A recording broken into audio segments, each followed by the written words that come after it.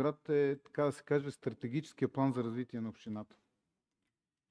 В него няма да влизам в такива детайли, но трябваше много ясно да се посочи развитието на общината във всички области.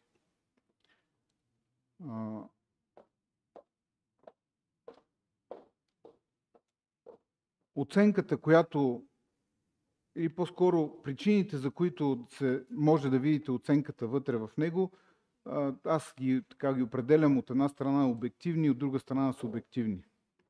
За мен основната причина е за това незадоволително като цяло изпълнение.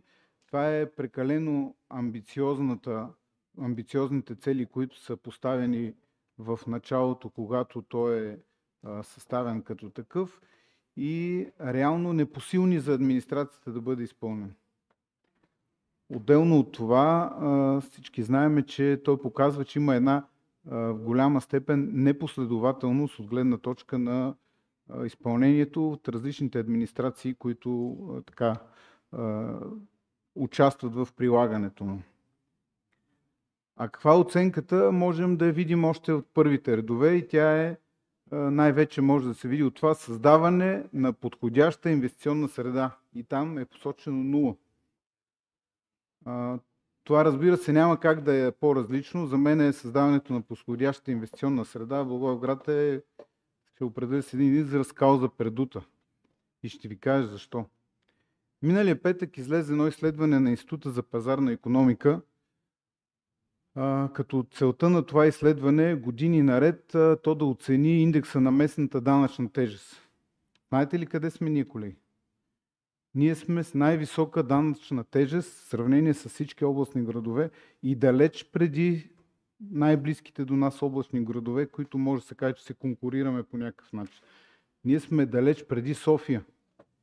И този индекс дори не е съвсем, така да го кажа, точен, защото той не отчита факта на това, че ние повишихме чрез промяна на зонирането, допълнително повишихме данъчната тежест. Там не се отчита в този индекс. Сега, нали разбирате, че за това нещо това се случва благодарение на последните 2 години, 24-та и 25-та година. И за това нещо сме съпричастни всички ние в тази зала. Няма и наченки по създаване на индустриална зона. Всичко е само в сферата на пожеланията. Истината е, че с подобни подходи, по които се работи до момента, трудно ще стане, дано съм лош пророк. Отделно от това има фактически грешки в самото ПИРО. Вътре са посочени фирми, които нямат нищо общо с Благоевград. А ние ги отчитаме изпълнението на техни проекти в нашия план за интегрирано развитие на общината, което за мен е крайно непонятно. По никакъв начин не е отразено всички инвестиции, които са направени в Благоевград. Говоря инвестиции, свързани с общината, защото за частните инвестиции ясно е, че ние нямаме никакъв принос една компания, дали е спечелила даден проект или не. Не е пропусната цялата програма за развитие на селските райони. А ние имаме също тук земеделски стопанства, които по един или друг начин получават субсидии в тази, не само субсидия, изпълняват инвестиционни програми, които следва да бъдат отразени тук. Пропусна се възможността към 26 май тази година имаше възможност, аз това го споделих на комисията, имаше възможност община Благоевград да участва с някои от съседните така наречени селски общини и да се изгради местна инициативна група.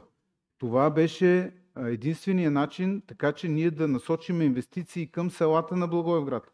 Ние всички сме длъжници години наред на селата на Благоевград. Там много ограничени инвестиции се правят. Затова, разбира се, има определени предпоставки, но това беше перфектна възможност, която ние пропуснахме. А всички вие знаете какви проблеми има там. Помолих представителите на администрацията в комисията да споделят, след като не успяхме да създадем такъв МИГ, може би сме нежелан партньор за нашите съседи, не знам каква е причината, Какво е виждането? Как можем да осигурим подобни инвестиции за селата на Благоевград? Миналата година, повече от една година има, откакто се заговори, отново се спомена за депо за строителни отпадъци. Че усилено се работи и е въпрос на време. Нищо не се случва. Това допълнително ускъпява инвестиционната дейност в Благоевград. Ние трябва да намерим решение на този въпрос. Аз не виждам никакви действия в тази посока. За мен самия доклад стои като недовършен, ако видите последната страница по начина, по който завършва, и е редно да се доработи и тогава да го приеме. Най-малкото за този доклад някой е взел пари да го направи. Защото това е правено от консултанти. И второ място, този доклад е публичен. Той ще бъде качен в портала за обществени консултации, става официален документ за Благоевград. И за мен с подобни недостатъци ние ще се срамуваме подобен доклад да бъде свързан с община Благоевград. Така че аз правя предложение да го върнем да се доработи и след това да го приемем. Благодаря.